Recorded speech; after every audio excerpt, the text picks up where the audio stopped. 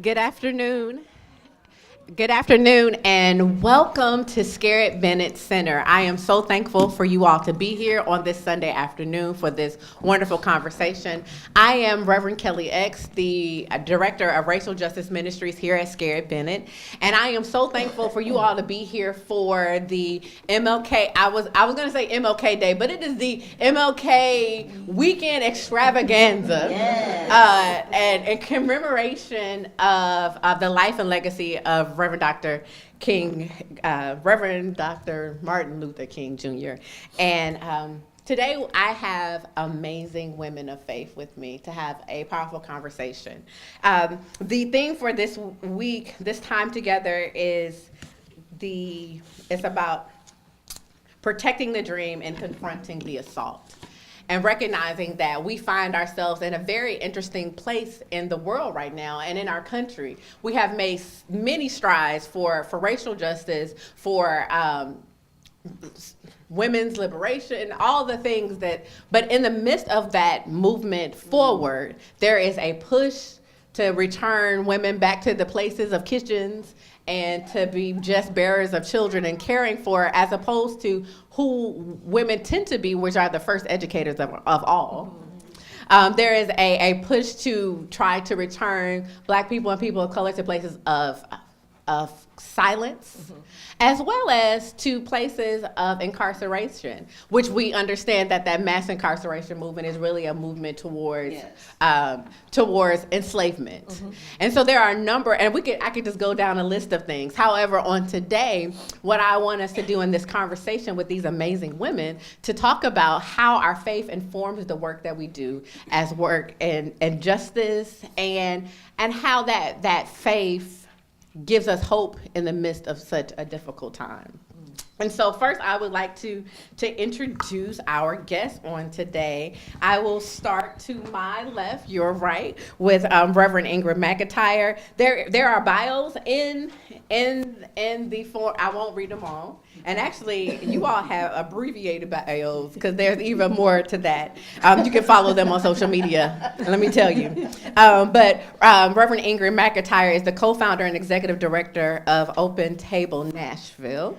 And it's okay. We'll clarify as well. And we'll clarify as we go along. Also, an associate pastor at Belmont United Methodist Church, and I feel like Glencliff United Methodist Church. Look, let me tell you, there's one thing about a woman in ministry. We are doing a number of different things. Amen.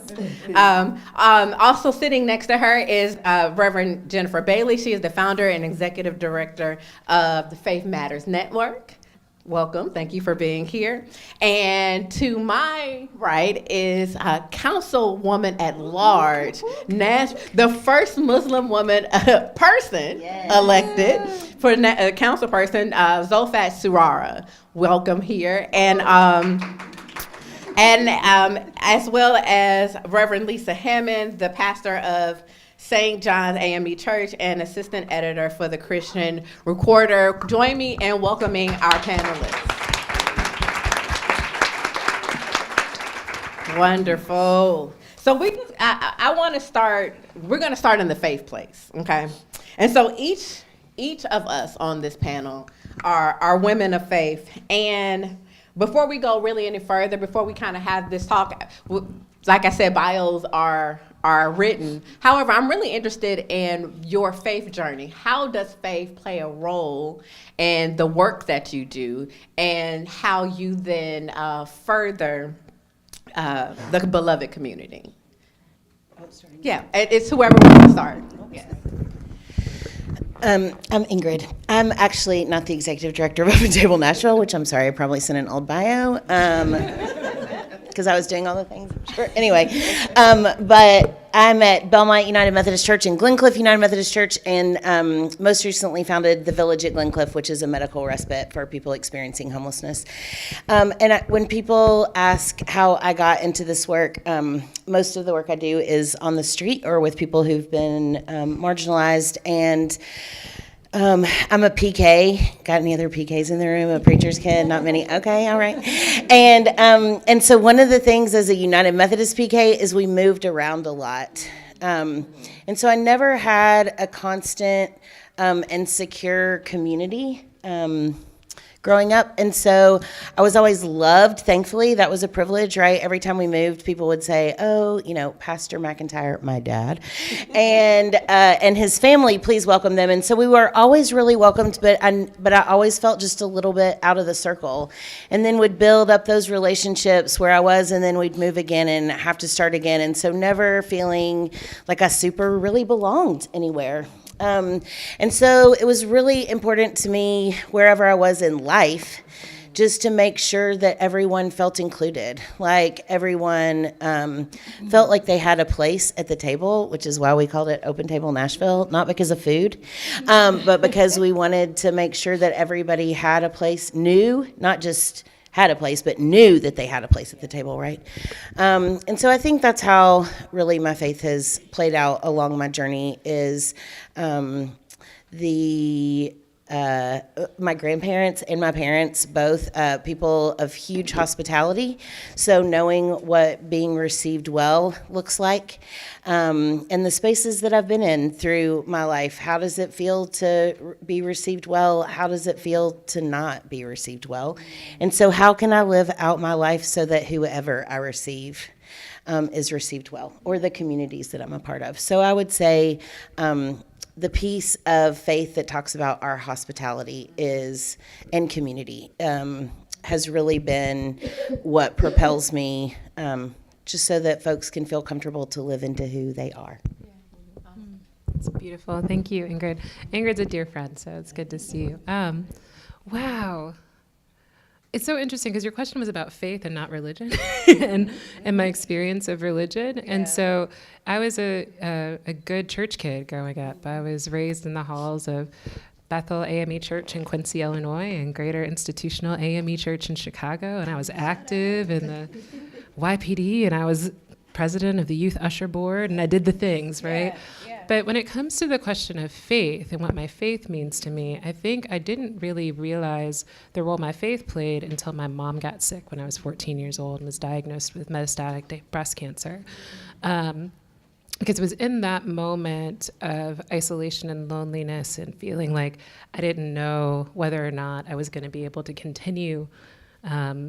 I didn't know how long my mom had. She had 14 years ultimately. She passed in 2016, which was a miracle, because that's not the story often about Black women in healthcare. But it was that experience of those lonely nights, being an only child, waiting up to hear news about my mom's health status, that I think my faith was forged in the fire. And I think for so many women, and particularly women of color and Black women in particular, that were so important to me, the church mothers of my childhood, women who really escaped the horrors of Jim and Jane Crow and moved north to seek a better way of life for their families. It was faith forged in a fire, the hotness of institutional sexism, racism, classism, all the isms that really made a way out of no way. And I used to be really annoyed by that phrase in the church growing up, like women who made a way out of no way, because it almost felt like they were expecting us to be magicians and transform things. But what I've learned in my 35 years of life is that there is something really powerful about what happens when women are able to live into the fullness of their prophetic imagination and speak into life things that are not yet. And so in my work, I run an organization called Faith Matters Network, and we're a womanist-led organization that really focuses on accompanying spiritually grounded leaders on their journey to heal themselves and their communities. And so a lot of my work is based in that mother wit and wisdom of the church mothers who taught me, and learning from their mistakes, so we can get into that too. Because those church women also gossip a lot, and they also there's a lot there to unpack. But that very much has influenced the journey of my faith. Awesome, thank you. Hi, everyone. It's great to be here. I'm so excited to be sitting here with these individuals. I follow their work, and I'm inspired by them every day. And so this is an opportunity for me to share, but also to learn from these incredible women. In terms of my journey, it's interesting. I believe mine stemmed from gratitude and accountability. So growing up, we were taught that we have to realize that when we have something, it's not because we're better or we do better. We're better, we have because we're blessed. Right? It's not because of something that we do. It's not because I'm smarter. It's not because I study better. It's not. Actually, I did not study as hard as some people when I was in college. I will go out with MSA and have fun and talk, and I talk a lot. And I do that all day, right? And then I come back and I'm at the top of my class. And people that copy me talk all day don't have the same results. So you know that was not my doing. And so from a very young age, I learned that I'm blessed. And because whatever it is that I have is not my doing, that there is an accountability for me to do more. Also, the accountability also comes from the faith that talks about, in Islamic religion, we do believe there is a day of judgment. And we do believe that everything that we do from moment to moment, we are accountable for, good or bad. And so when I do something, and this is where it gets interesting for me, is that when I do something for someone, I'm not really doing it for them. I'm doing it for me. Because that's the accountable part of me that will be before the Lord and said, I was in a place to do something. And I did. And so those are the kind of things that, so for me growing up in Nigeria, those were the lessons that my dad taught. So it was part of our life, right? And that's something else that I tell people that, sometimes we try to fit our life into our faith, but it should be the other way around. We feed our faith into our life. It should be our life into our faith. Yeah. The faith should control everything that we do. Yeah. How I deal with my children, my peers, my colleague, as a council person, whatever I do. Mm-hmm. And so with that lesson that was embodied by my dad, that I see him being nice to everybody. Those of you that know me know that my mother was a Christian. I had a aunt that was a reverend mother. I grew up in a very mixed household. And I see the love and affection and how people treat each other. It really didn't matter. So that was what I grew up with. And so everywhere that I've lived in, every place that I've found myself, when there is a need, I don't wait to ask who is going to do it. I just do it. Because I see it as an opportunity. I always tell everyone that we talk about the civil rights movement. In my religion, we talk about the prophet and the sahabas, what they did and what they went through. I was not there. My opportunity to get the same reward, not even same, a little bit of what they got, is for me to do what I need to do in the moment that I find myself. Yes. And so that gratitude and accountability is what propelled me in every place and every situation that I find myself. Amen. Wow, I'm so honored to be here. And so it's interesting, Kelli, that you started out by talking about this pushback, right? When women emerge to try to put them back, relegate them back to the kitchen or to childbirth. But really my faith journey started in the kitchen with my grandmother, who stopped working when I was born to stay home and help raise me. And it was in the kitchen because she was a culinary engineer. She was a caterer and she was a domestic. And she worked in restaurants and she catered. And it was this food and her love language of food that I was first introduced to faith. My grandmother welcomed people to grace her table that were friends and foe, that were strangers and that were friends and people that she knew. College students who didn't go home for the holidays were welcome in our home over food and to break bread. And so I grew up seeing the power of food, and then as an adult, see it politicized and weaponized, and that there is a distinction between, we think and take for granted, many of us, that food is it's a right. It's a basic right. Everybody should eat. Everybody has to eat. Everybody does eat, and that's not true. And so food injustice is real, especially in Nashville in the zip code of 37208. And while so many people would classify it as being in a food desert, using that terminology implies that it is something that is natural and that Right. cannot be Right. addressed. And I Apartheid. prefer the verbiage of food Yes. apartheid because it is very much the result of systemic racism and in a country that says and gets to dictate who has a basic accessibility Yes. to healthy food options Yes. and who does not.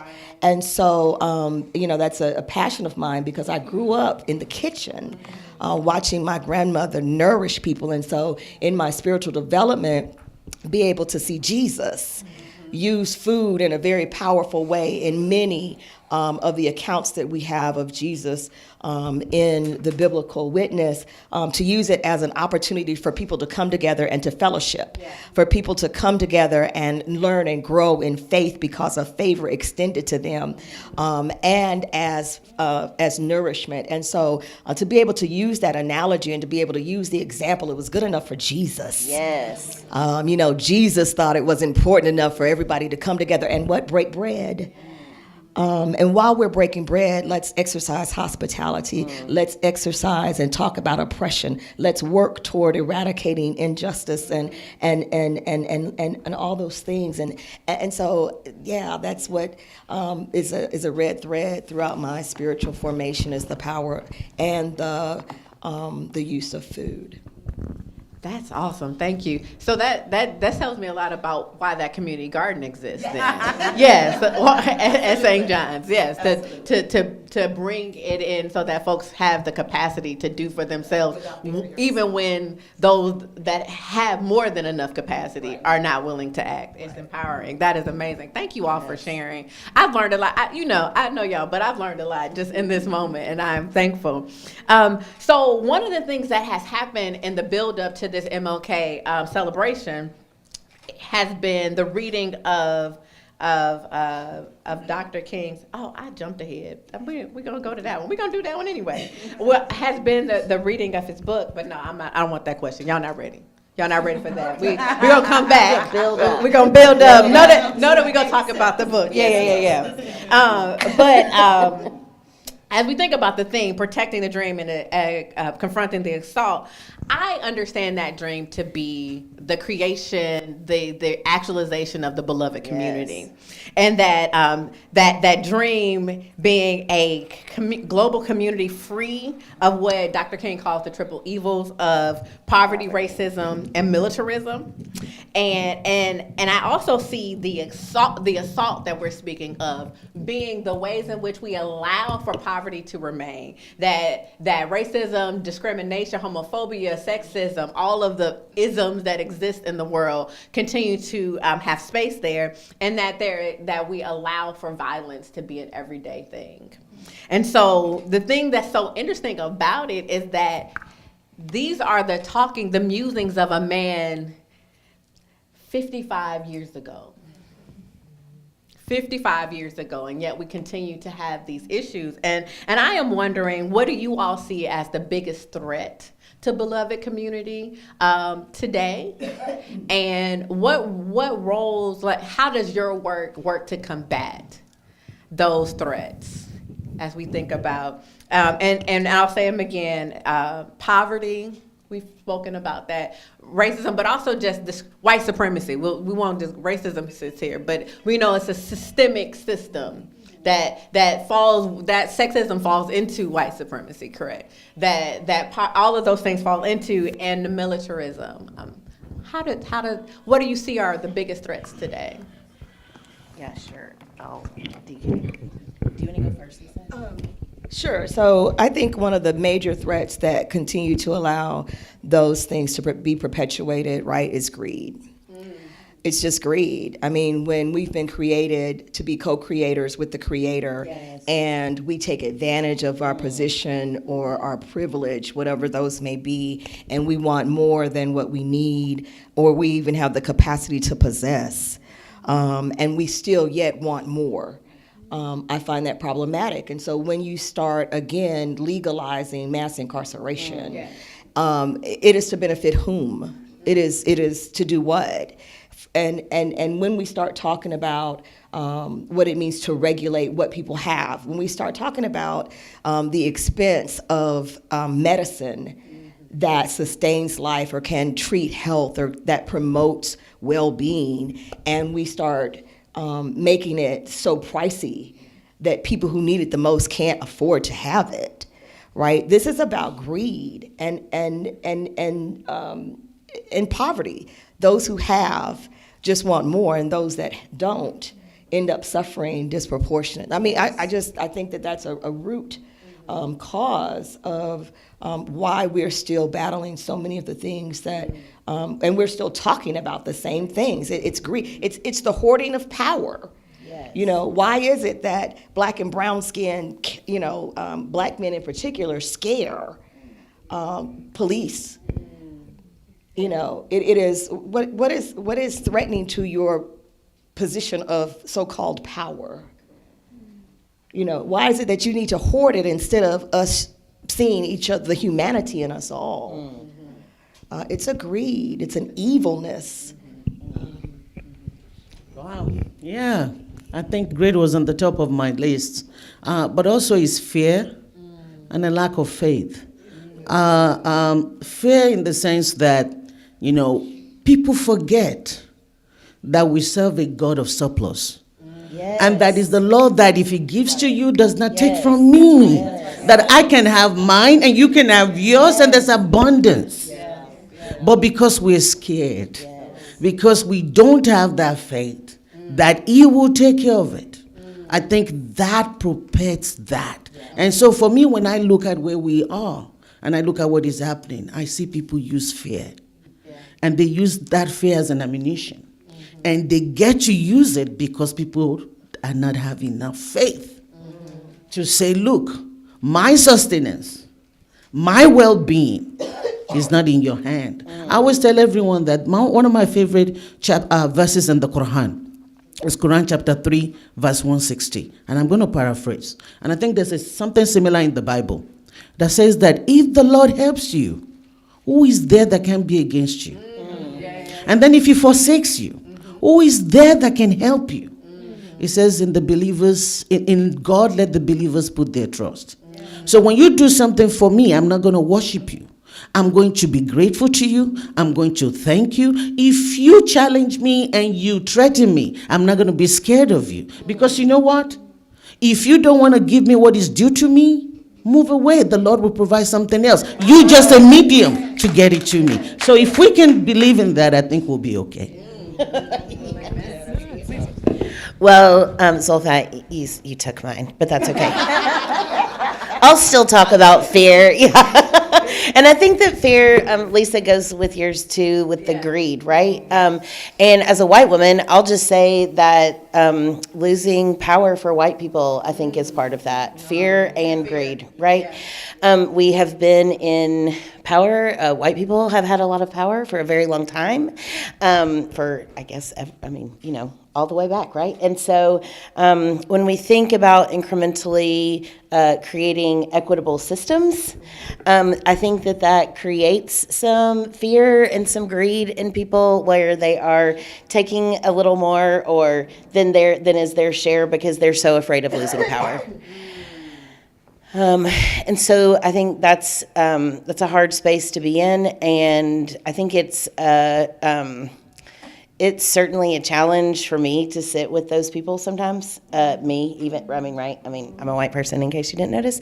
But it's hard to sit with us as white people as systems of, again, just more equity are formed across our systems as we need to advocate for those systems change, right?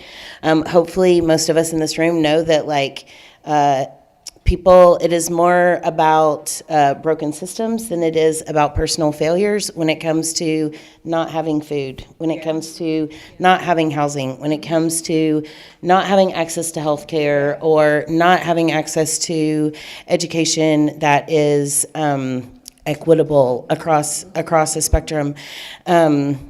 And so I do think that that's a big part of it. And so, it's my commitment to challenge those systems and challenge their powers and try to create space, again, sort of back to the hospitality piece, create space where we can all have some of that love, right? You were talking, one of my favorite things. I have a really tacky cup sitting over there that has a lot of quotes on it and stickers, and one of them says, what's the thing about the pie? What does it say? The quote about the pie, where it's like, it's not pie, right? Like, love isn't pie. There's always a piece for somebody else. It's you're not going to run out of pieces of this pie. Like, there's plenty, right? Just like you said, we serve a God of abundance, not of scarcity.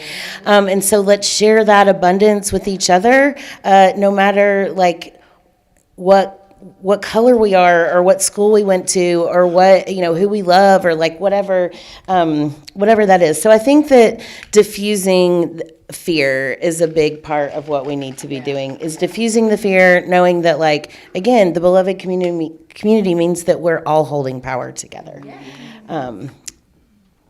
So white people, let's continue working on breaking systems of terrible oppression. Wow, thank you.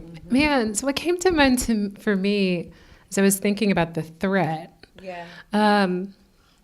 is that there is really an assault on memory and truth right now that is fundamentally, where history is being contested in this moment in a particular way, right? Where people want to deny the teaching of enslavement in American public schools, where my husband is Jewish. I think about like Holocaust denialism is on the rise, right? There is a sense that there is something about the reality of telling the truth about world history, about U.S. history, is fundamentally a threat to a particular type of people's sense of power, right? And a fear of sort of retribution, right? And so what we see is this rolling back, or this like call to nostalgia that for some of us who are embodied in the way that we're embodied is actually a greater threat to our livelihood in the future than anyone else, right?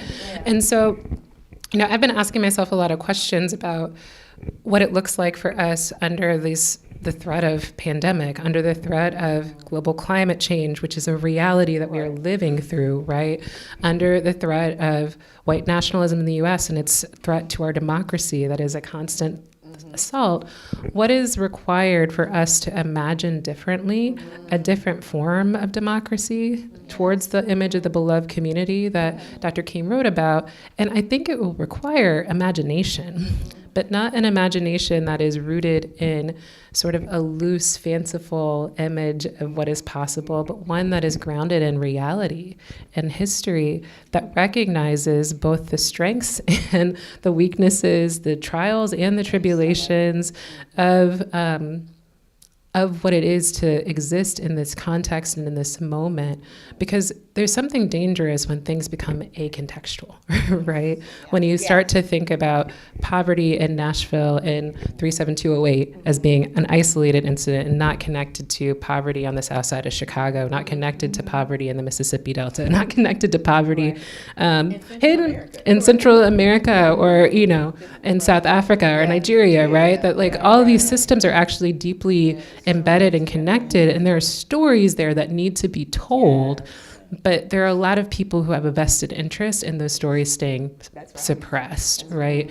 And so I'm asking myself a lot of questions about what does imagination look like that is grounded, and how do we play with a sense of, I get to hang out with a 2-year-old a lot, so a sense of childlike wonder and imagining what could be possible. Because for Max, my 2-year-old, who is being very good right now, thank you, sweetie, the sky can be purple, right? And fishies can live in the sea, or they can, they can fly too. And I think that there's that sort of busting down of what we think is possible that's necessary in this moment of reimagination that's going to be necessary. And I will also say the final thing that I've been thinking a lot about is how necessarily intergenerational this moment has to be. Because you can't confront a confluence of generational challenges at the same time and not pull from the wisdom of playground prophets and senior saints and everybody in between, right? And so it feels really important to me at a time where we are more isolated by generation than ever before, where there aren't as many intergenerational households or ways or spaces where people are connecting to share their wisdom and genius across generations, that we're cultivating those intentional spaces. Awesome, that's really Oh, wow, that's good. 'Cause also, I will be preaching playground prophets. I don't know, but I'll be. I'll make sure that I cite Reverend Bailey on that. I got it. That one was good. That was good. I'm gonna throw this one to you first. In case you didn't know, all of us are women sitting here on this stage, and each one of us, even especially, well, no, just across the board, every single one of us are in male-dominated fields.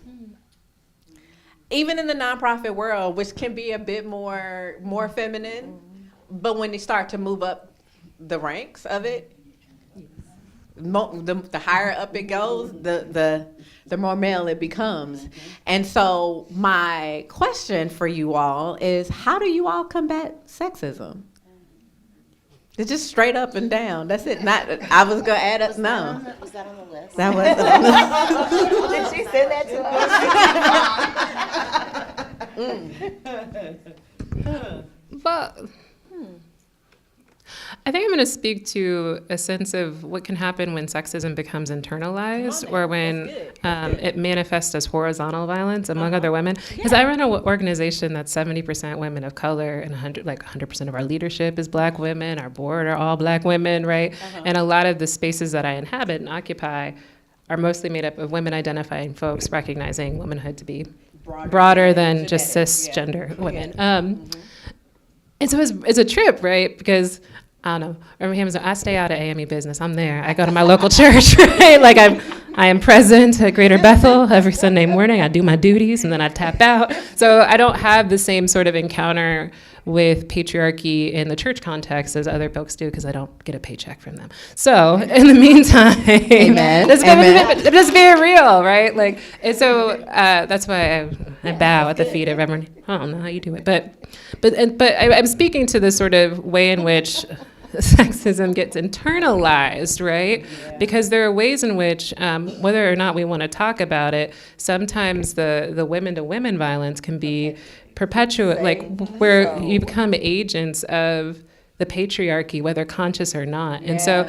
to me, I think creating environments where we can begin to deconstruct all of that feels really important to me. And also just being honest about how certain people get in the rooms, right?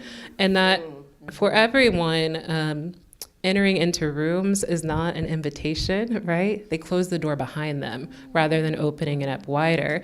And so I do think for particularly women who reach positions of power and authority and are able to sit at certain tables, at least in my ministry, I'm trying to always reach back and recommend those other three women, but that requires practice, right? Because that's also not how I was socialized or necessarily trained up or mentored, right? Through a lens where competition, and there's only so many spaces for these sorts of places of authority, right? And so it requires therapy for me. Bless therapy as a strategy. People of faith, go to therapy. But it also required some real interrogation of the way that I inhabit or have perpetuated in my relationships with others, sexist or heterosexist ways of being and doing. And so part of that is about being in reflection and community with other women who are asking similar questions.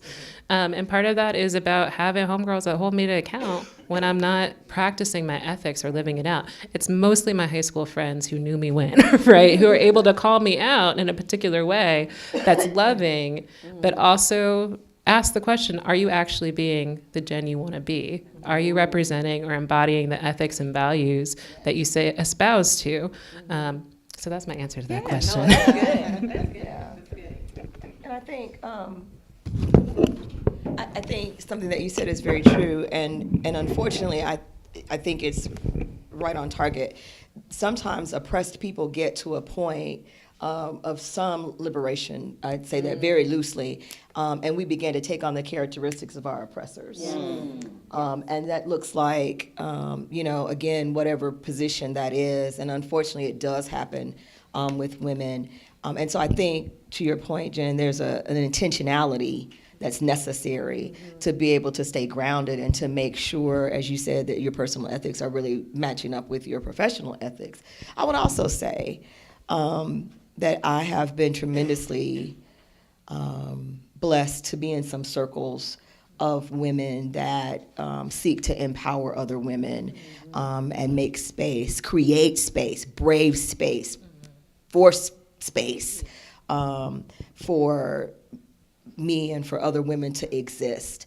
And so it is incumbent upon me, it's my responsibility, because that's been a blessing afforded to me, that I then pay that forward and make that space for other people.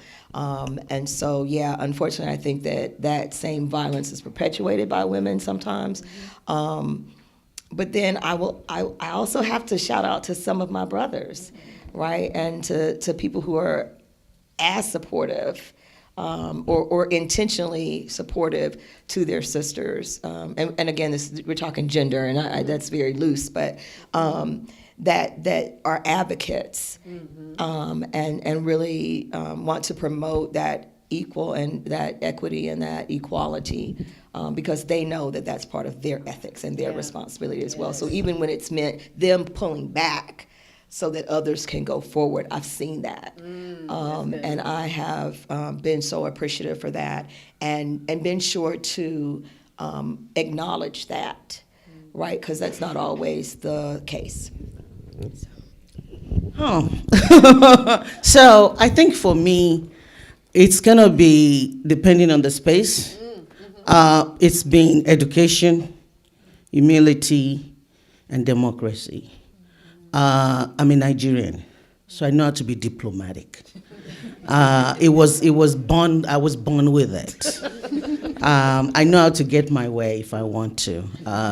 So that's part of it. But also because of who I am, I've been in spaces where, and I think that I'm also privileged. I always say this to a lot of people, that some of the decisions that I've been blessed to make, a lot of people don't have that opportunity. I've been in places when I was in Bolivar, when I was with the Business and Professional Women of Tennessee, I was the state president.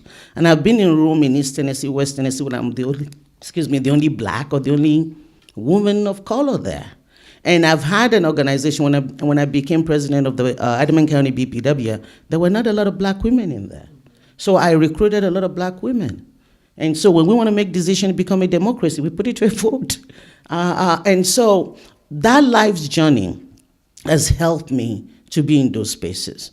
When I became the chair of AMAC, the American Muslim Advisory Council, which is a statewide organization, I'm leading an organization of Muslim men and women and working with imams. So that's where the education comes from, right? I know my faith, right? Especially as a Muslim woman sitting here, people have this misconception that Islam oppresses women.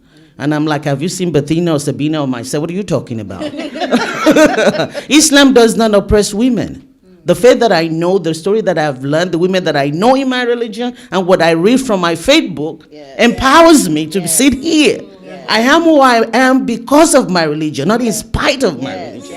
And so if you don't know what the faith teaches and you want to come with me with some chauvinistic idiocy, then I need to school you. That's where the education comes from. You don't tell me. You cannot even give me power. That power was already given to me by my creator. So go sit down. Right? So that's where the education comes from.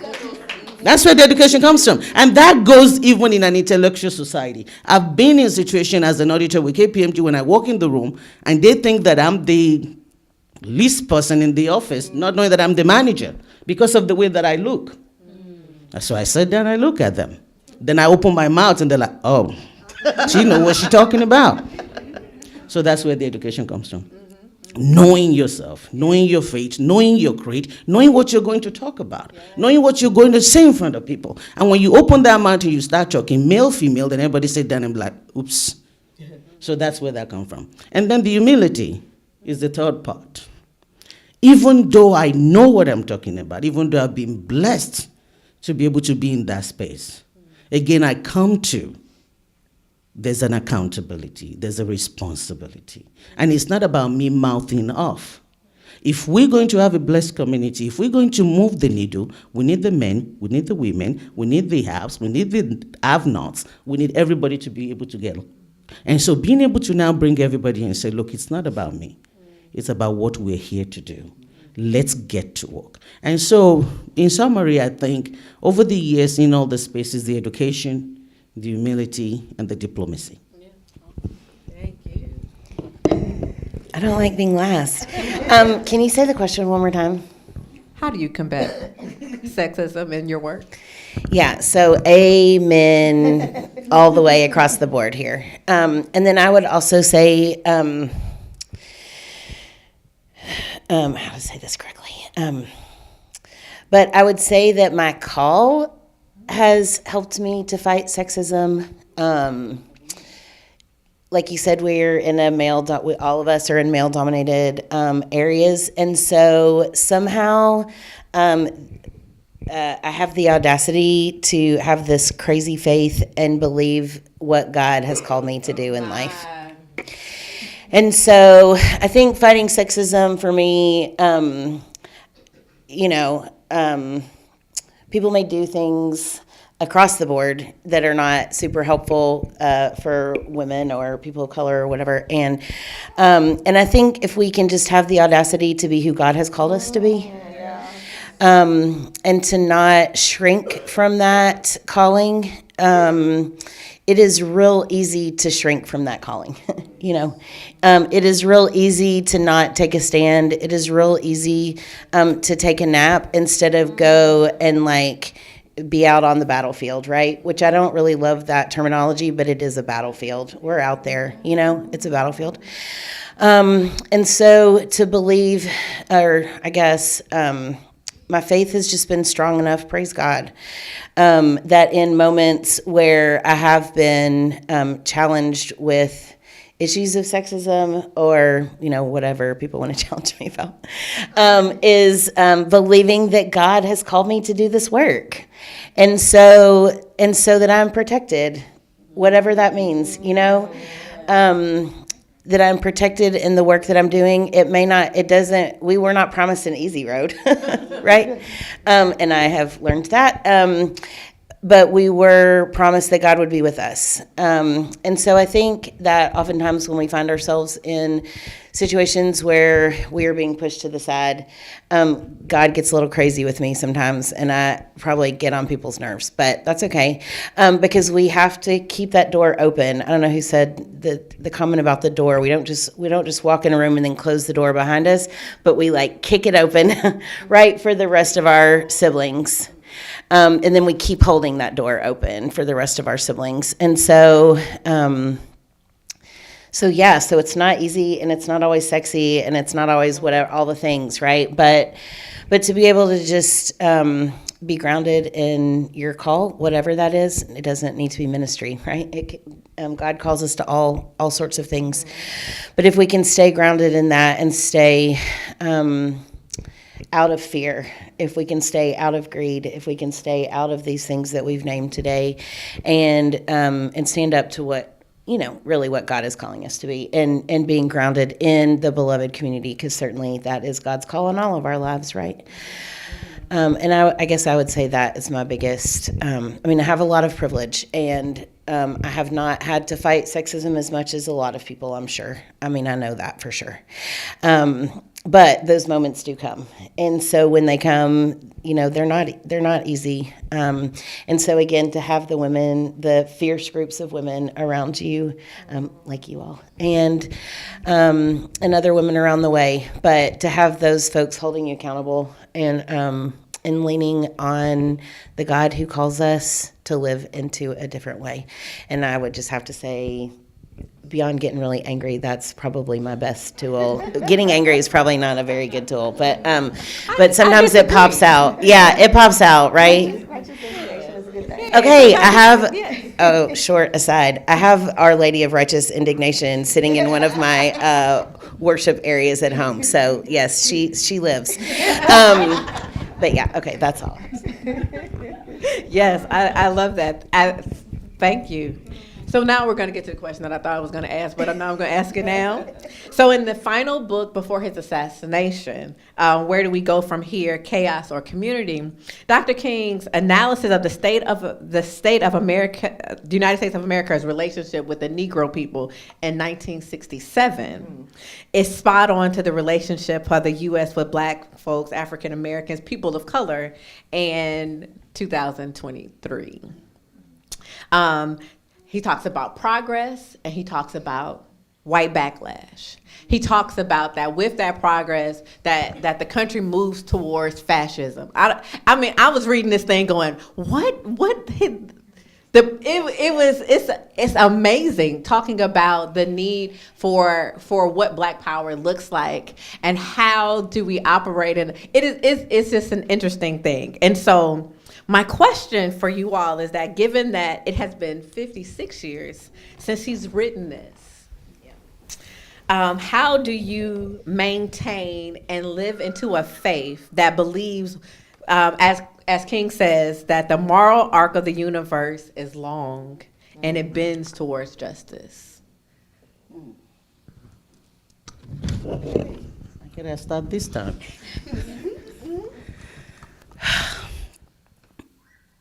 I'm glad that when I read the question, you frame it in the context of faith. Mm-hmm.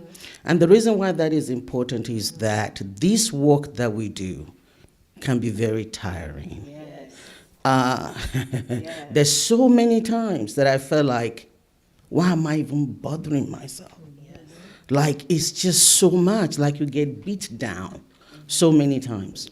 And so when we look at it from a faith standpoint, that is the reason why we continue to do it. So for me, I go to three things in my faith tradition. The first thing is hope. So in a verse in the Quran, it says that after every hardship comes ease. That is the Lord's promise. That no matter how bad it gets, don't give up. Don't lose faith. Don't give up hope. I'm with you. I'm with you with that journey. And so I go there to believe that moral arc, that justice that we're fighting for, we will get there. Yeah. That is a promise. Yeah. The second place that I go in my faith tradition is what we call deeds of the prophet. It's some of the sayings of the prophet. And the prophet says, tie your camel and ask the Lord to protect it. So I look at it as a call to action. I'm not just going to sit down and hope that it would happen, but I'm going to do something about it because it's an action thing. Justice, fighting for justice, seeking justice, equality is not something we wish for in our house or pray for in our churches. Right. It's things that we do. Yes. Yes. And so we have to tie that camel and then pray.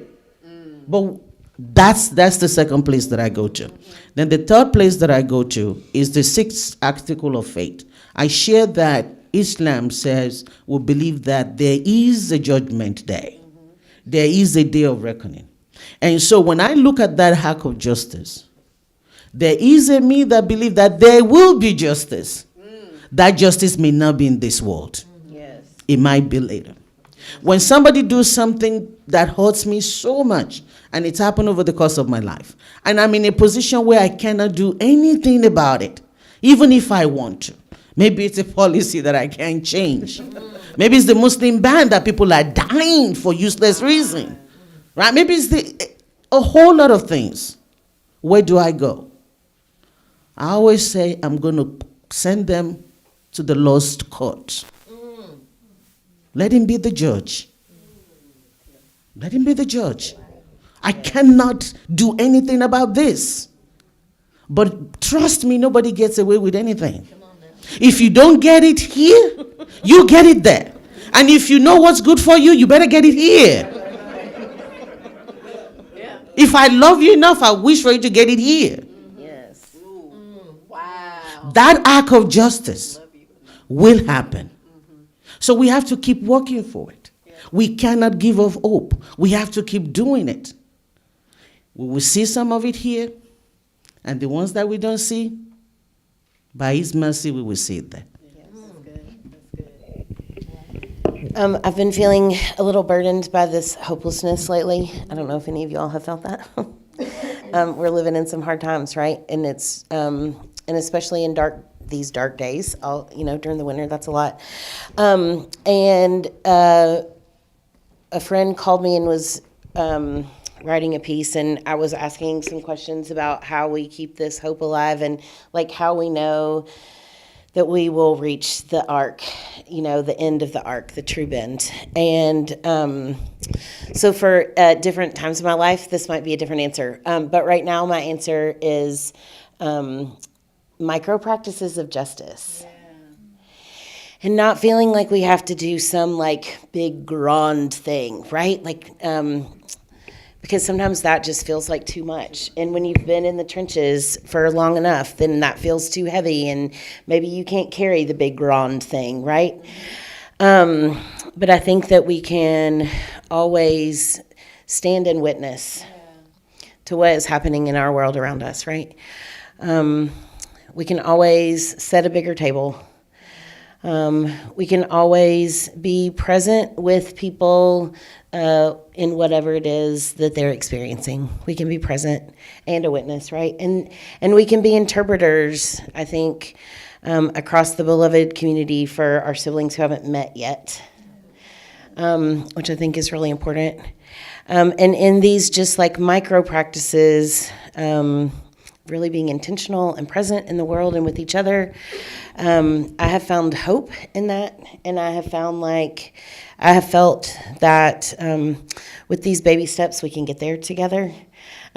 Certainly, luckily, I guess, or I've seen some things that have come to fruition that you would think, I've got to send this, what did you say? Send it to the other court? Send it to God's court. And some of those things have come about, right? It takes 20 years, 30 years. That feels like a long time. And some things won't ever. But I feel like when together we're doing the small things, if we can each do the small things together, then nobody has to be burdened with the grand thing all by themselves, right? And that we can love each other each step of the way. And I think it's accessible to everyone. That's an accessible thing to everyone. I've been in spaces where people will often say, yeah, but how do I get involved in that, right? Or like, but how do I make a difference? But how do this is accessible to everyone, right? We can love each one. We can be intentional about our education. We can be intentional about the way we treat each other. And that's sort of how I'm making it through these days for myself right now in the spaces that we find ourselves in, is saying, okay, I can't do the big thing. Like, I can't make that person not our president, or I can't make, whatever the thing is that's on my nerves that day. But I can keep loving. I can keep kicking the door open, or just holding it open. Anyway, so that's sort of my way of knowing that that we have seen some of the fruition of Dr. King's dreams, right? But we got to keep them going by those, I think, for me right now, the practices of micro justice. Yeah, I think my answer to this question is pretty simple. It's I remember, right? Hi, Max. Ooh, I'm back. Okay. But I remember, right? I remember the stories that my grandmother told me about her experiences growing up in Bainbridge, Georgia, and Quincy, Florida in the 1930s and 40s, right? What it was for her to have experienced a lynching in her hometown, right? I remember the stories my mama told me about being the first integrated class in her high school in Illinois, right? So don't think that institutional racism is just a Southern problem, right? In 1968, right?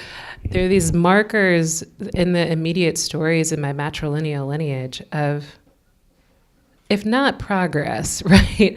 Markers that transformation can happen, right? Whether now we have to protect that transformation, right? Because as we see when we remove our eye from the prize, people are always willing to snatch back those gains. But I remember those stories, and I tell those stories to my son, right? I tell those stories and pass that oral history down, especially, again, when history is being contested. Right. Yes. It's important for us to hold on to those memories, hold on to those stories as a way of preserving a sense of hope, right?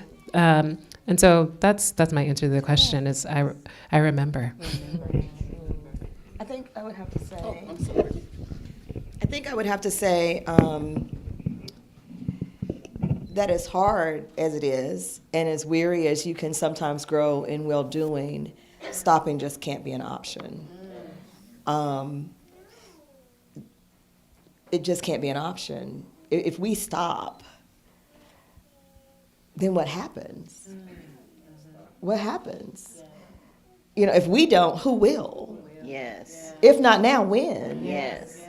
And so, yeah, I mean, there are times you don't want to get out of bed in the mornings, you know. I mean, there's times when you're hopeless, and you feel helpless. And I think that's what makes women of faith so powerful, is that somehow we dig deep. I mean, we use our faith. We find that glimmer. We call somebody and act in ways of solidarity. We ask for help. We ask for help. We put our mask on first and then try to help others. I mean, we do what needs to be done, because if we don't, that thought scares me. Yes. Worse than not trying to show up. Even if we fail in the attempt, even if we get the pushback, even if it's hard as hell, but we try. Because not trying can't be an option.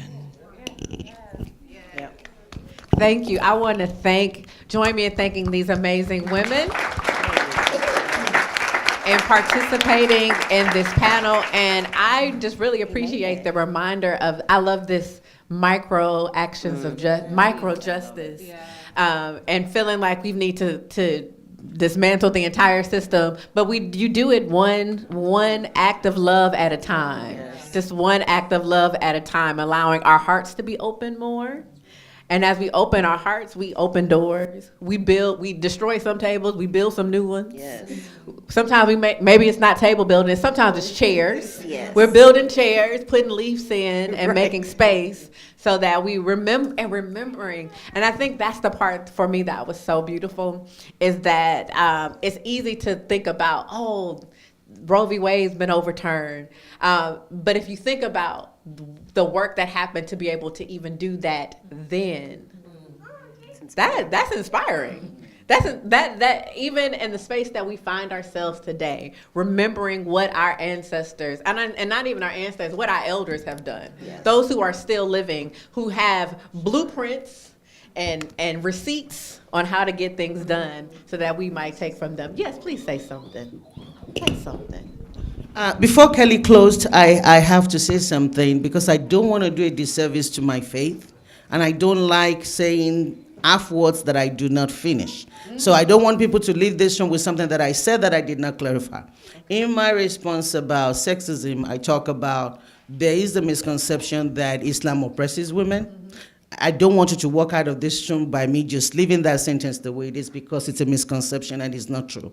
I always say to everybody that is in a room with me that the problem of women is not religion, it's men.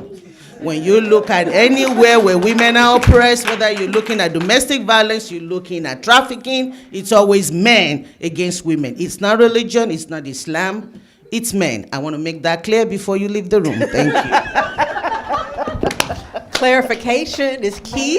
Make it plain. Make it plain. That's right. Yes. And that is why we then have the roles that we play to right the wrongs. Yes, thank you so much. So I want to thank you all, and in this, I want to now take the opportunity to bring up my executive director here at the Scared Bennett Center, Reverend, I want to say Reverend Doctor. That's what I'm feeling in my spirit. That's a feeling in my spirit, but Reverend Sandrea Tom is coming.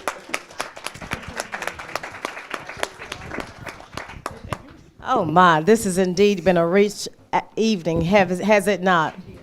We are so grateful for IMF. Cheryl, thank you so much for allowing us to have this panel on today. IMF, thank you for inviting us to co-create justice with you all. This is indeed a historic space right here at Scarlett Bennett Center where we most certainly create justice, be co-creators of justice right along with individuals and organizations of like minds. Most certainly we say that we are about racial justice, we are about women's empowerment, we are about spiritual formation, and we are about transformative education. And so the words that have come out of Ingrid's mouth, the words that have come out of Jen's mouth, the words that come out of Kelli's mouth, of Zulfat, of Lisa's mouth have indeed been words of empowerment. And so we thank you all so much for coming, but we would be remiss if we did not leave you with the words of Dr. Martin Luther King when he visited here at Scarlett Bennett Center, April the 25th, 1957, and spoke from the historic chapel of Whiteman Chapel here.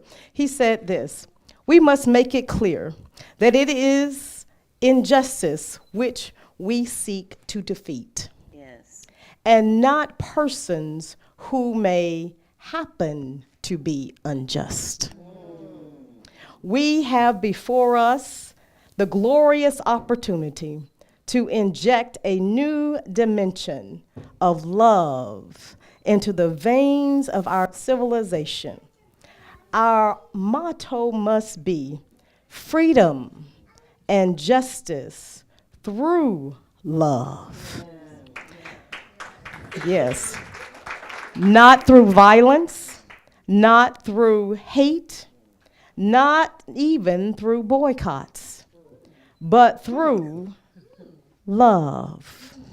As we struggle for freedom in America, it may be necessary to boycott at times, but we must remember as we boycott that a boycott is not an end within itself. Yes.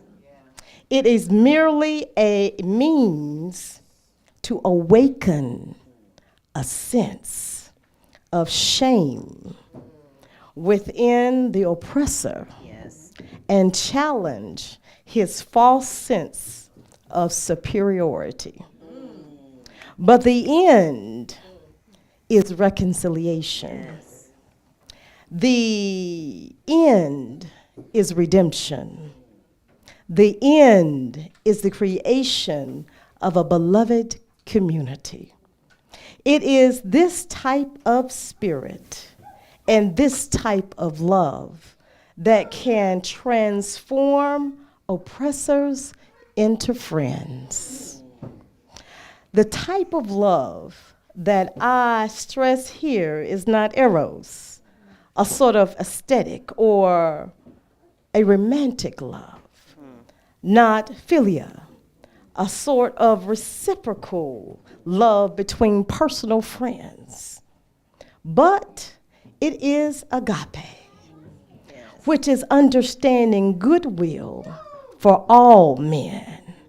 It is an overflowing love which seeks nothing in return. It is the love of God working in the lives of all men.